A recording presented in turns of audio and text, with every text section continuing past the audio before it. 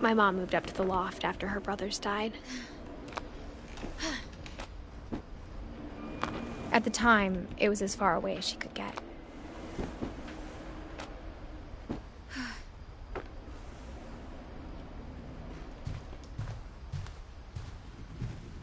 She spent a summer building houses in Calcutta, where she met my dad, Sanjay.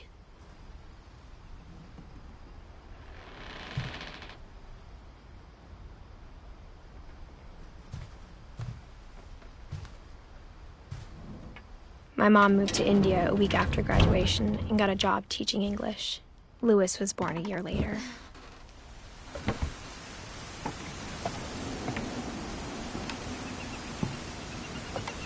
When my dad died, I don't think Mom knew where else to go. I'm sure Edie was happy to have her back. The house had to get a little bigger, but Edie was used to that.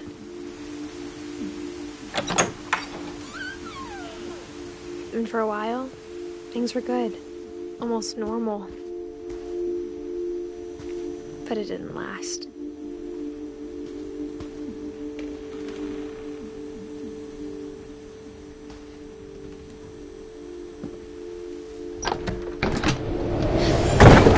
The beginning of the end was Milton's 10th birthday, when Edie gave him a castle.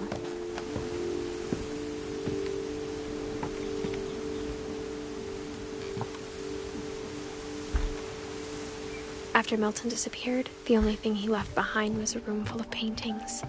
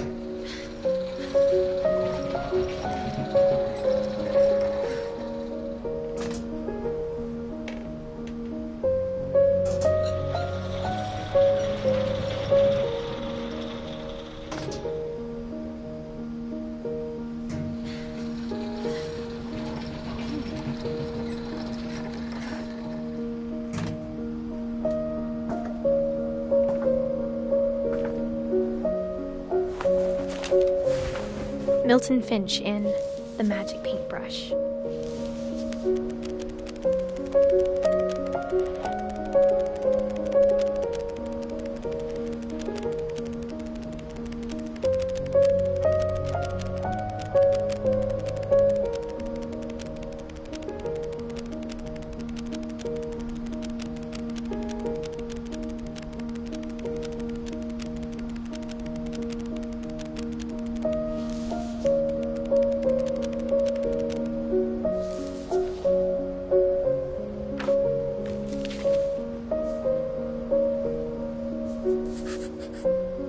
I was 4 when Milton disappeared.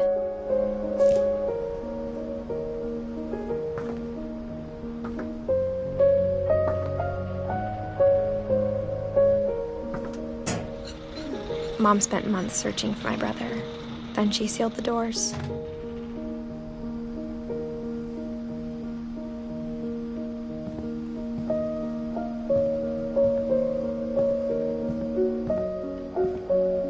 Whatever Milton had found in the house, Mom didn't want it getting out.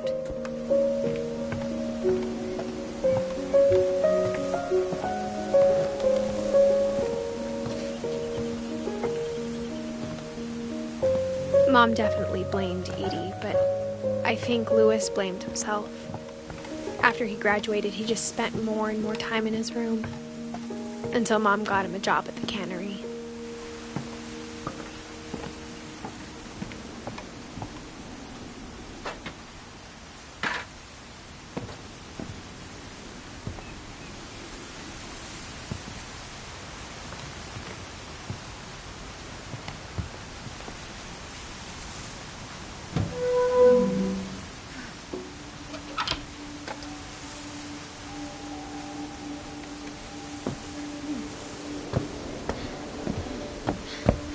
Lewis's room smelled very, very familiar.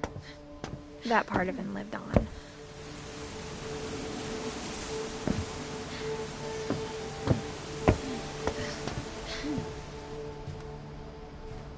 Lewis and I spent a lot of time playing games together, but he was surprisingly bad at them. He died a lot.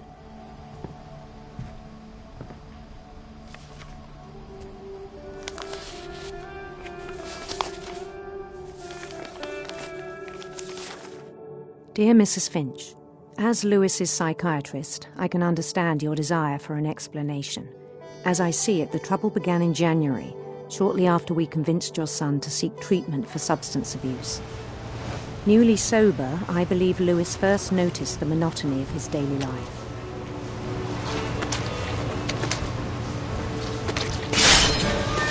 He kept working at the cannery, but he withdrew part of himself. In our sessions, I saw the same behavior. His mind began to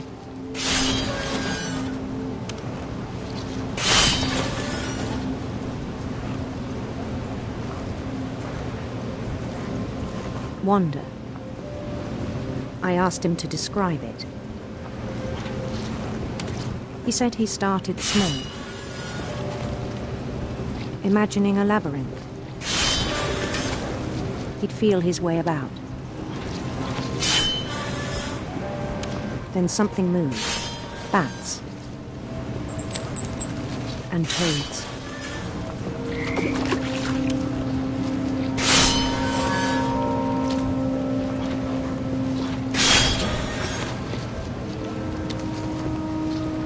And things that have not names. He knew it was all in his head.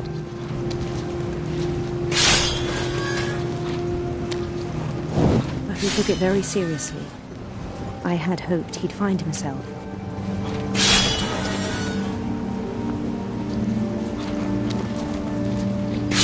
But he found something more. I worried about him then. Daydreaming at the cannery. I spoke with his boss. But he said Lewis had become a model employee.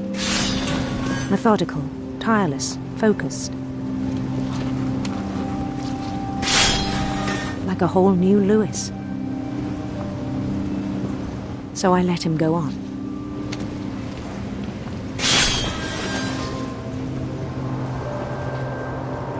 I even encouraged him.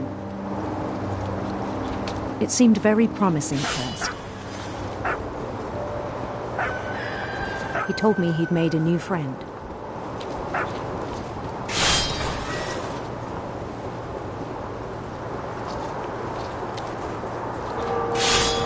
On the edge of a city he named Lewis Topia. He built the city up slowly, brick by brick. Then he made musicians.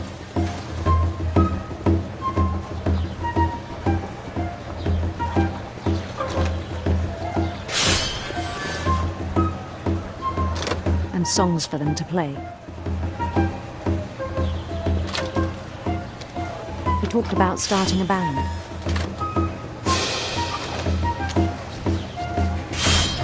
And he was always humming something. Every day his imagination grew stronger.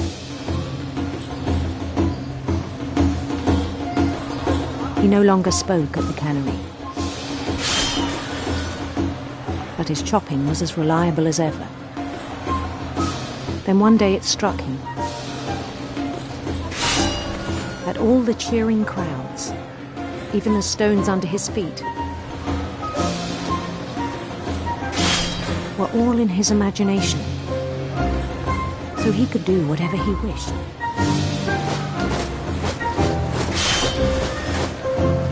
He held an election for mayor. And he won. They begged him to stay, but his mind was already wandering. It became a game for him.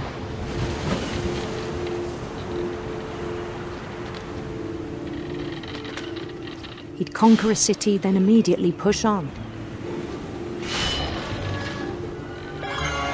New Louisville.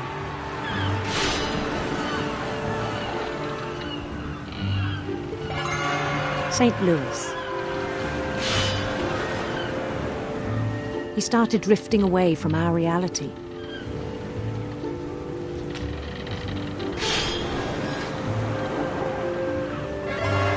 Minneapolis, until one day he forgot to go home from the cannery. Even as his mother pleaded with him, part of Louis kept sailing on.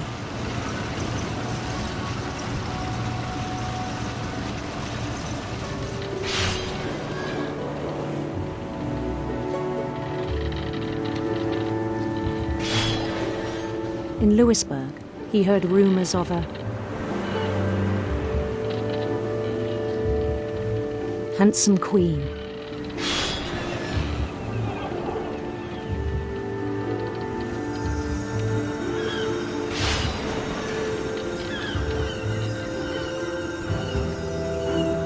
The queen was on her own quest for radiant rainbows.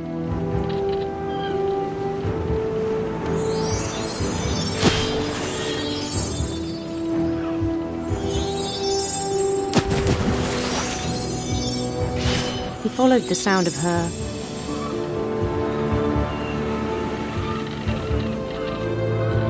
electric sitar.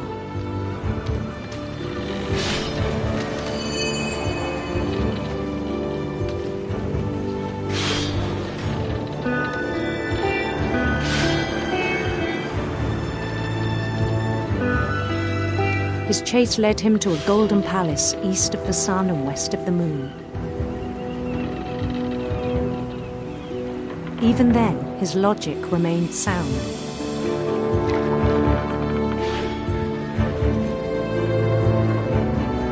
He knew the world was all in his imagination.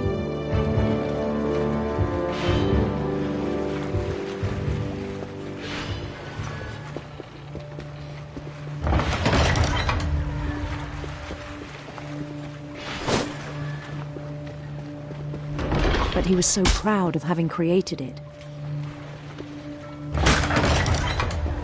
In his own eyes, he'd become something greater than a king.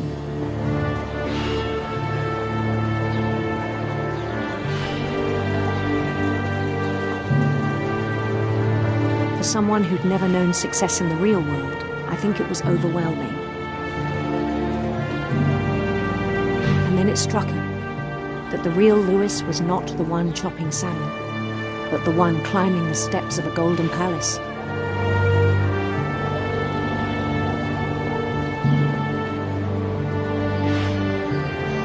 My imagination is as real as my body, he told me. It was hard to argue with him.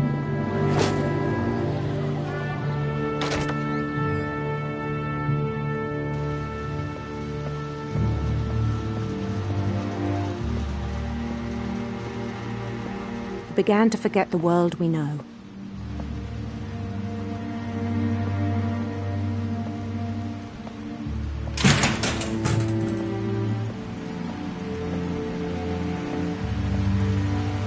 I think it pained him to remember Louis, the cannery worker.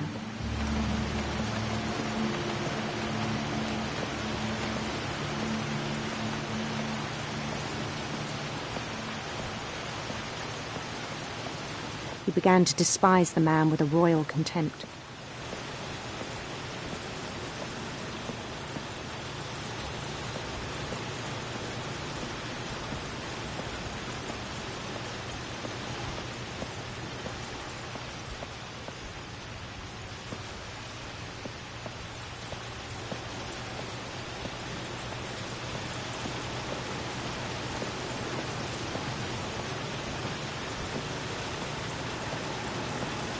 I still thought I could save him. Even after he said he was being crowned king over all the lands of wonder.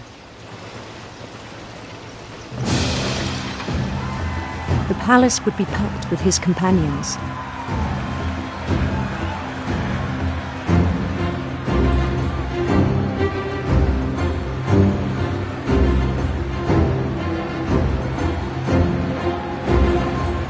Including the wise Calico who'd insisted on inviting him.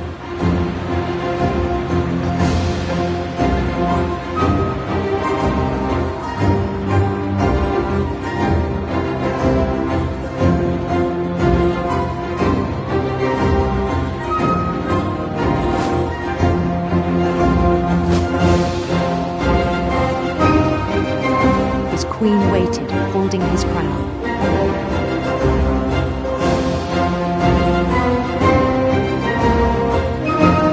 There was only one thing left to do.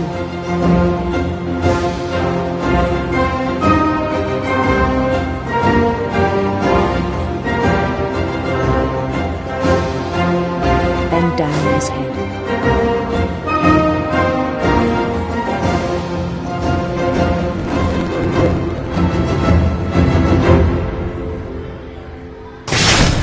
And the rest I think you know. Mrs. Finch, your son was a kind man who will be missed by all of us who knew him.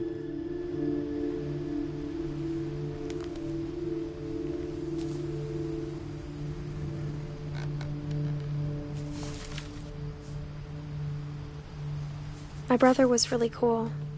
I wish you could have met him.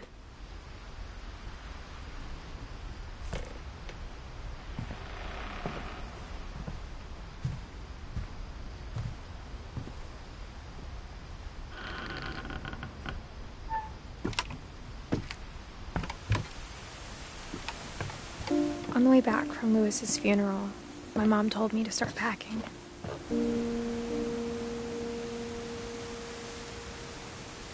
She waited until the day before we left to tell Edie. I'm not sure if she wanted to make it easier or harder.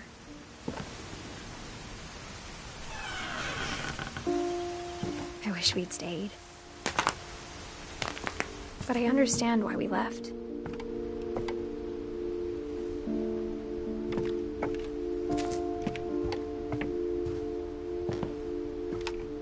My mom ended up leaving everything behind.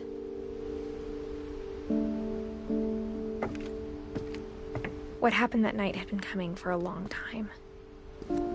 Maybe it should have come sooner.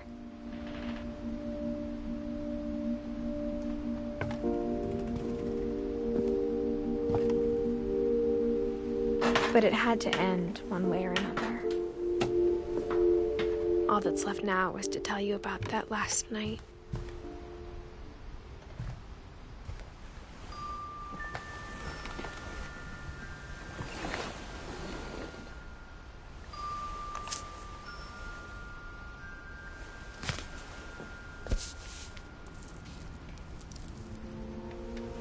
That whole last day, Edie just watched us pack and didn't say a word. Until supper, when she raised her glass and said, "To our final night together, and all our final nights apart." Grandma, you know what I said about alcohol. Some of your medications are very Edith, specific. I left a present for you in the hallway. Why don't you go open it? The grown-ups have to argue now. I'm sorry, you're right. We're all leaving tomorrow. Let's just enjoy our last... I'm not leaving. Edith, you're excused.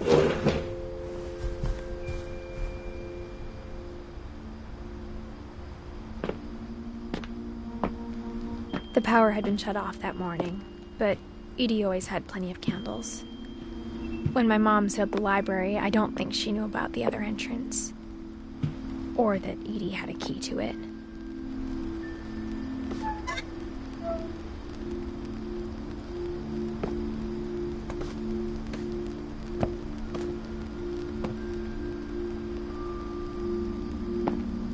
The thing you're afraid of isn't going to end when you leave the house. Edith has a right to know these stories. My children are dead because of your stories. I think it's best if Edith and I leave tonight.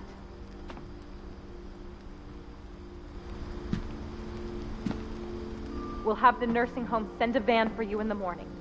Okay? Dear Edith, there's so many stories I wish I could tell you, but there's only time for one. This is about what happened on the night you were born. That night, the tide went way, way out.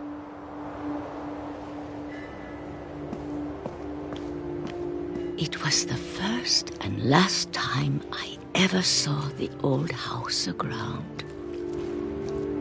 There'd been an earthquake out in the middle of the ocean. They called it the lowest tide in 1,000 years. God, it smelled awful. You know, I've seen that house every day of my life.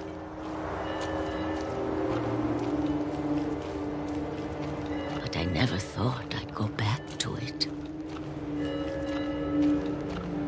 When the fog rolled in, I lost my way.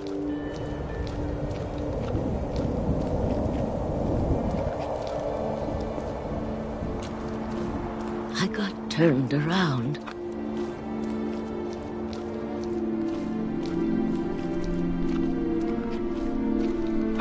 I started seeing things.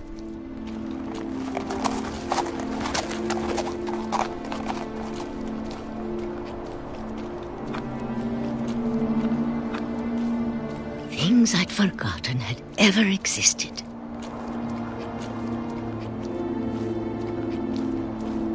But when I saw them, they felt like old friends. That night, a lot of things came back to me.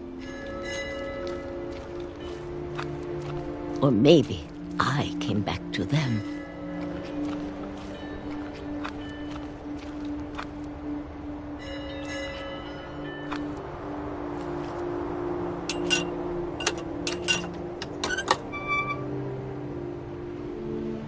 Things I can't explain, but that I need you to try and... Edith, what are you doing in here? It's mine. Edith! Mom, you're gonna rip it! Let go! I kicked and screamed, but Mom dragged me to the car.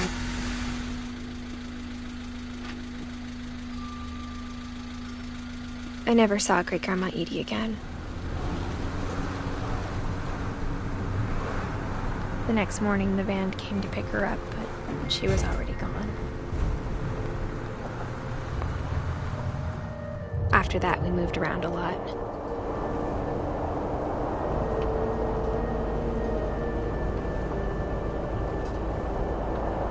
We both tried to make the best of it.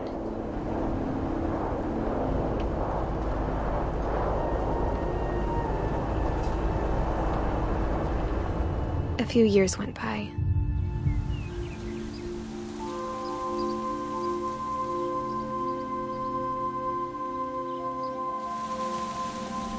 My mom didn't like to talk about it, but she started getting sick a lot. The rest happened pretty quickly.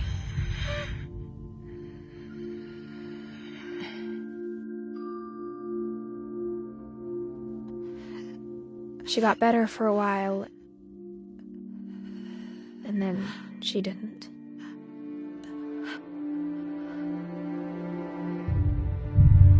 And then I was alone.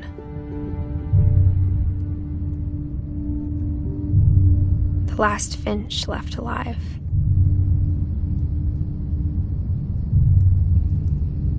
Until I found out about you. I'm still not sure what to tell you about all this.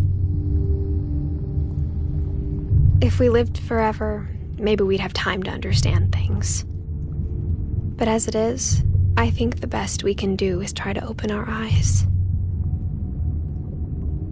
And appreciate how strange and brief all of this is.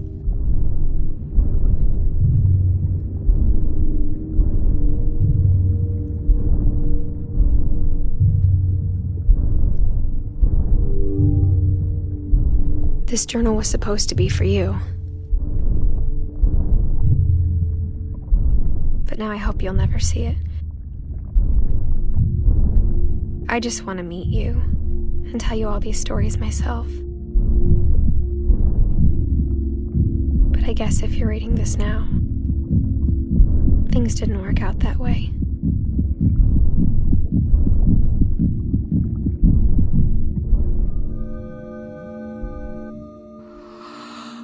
This is where your story begins.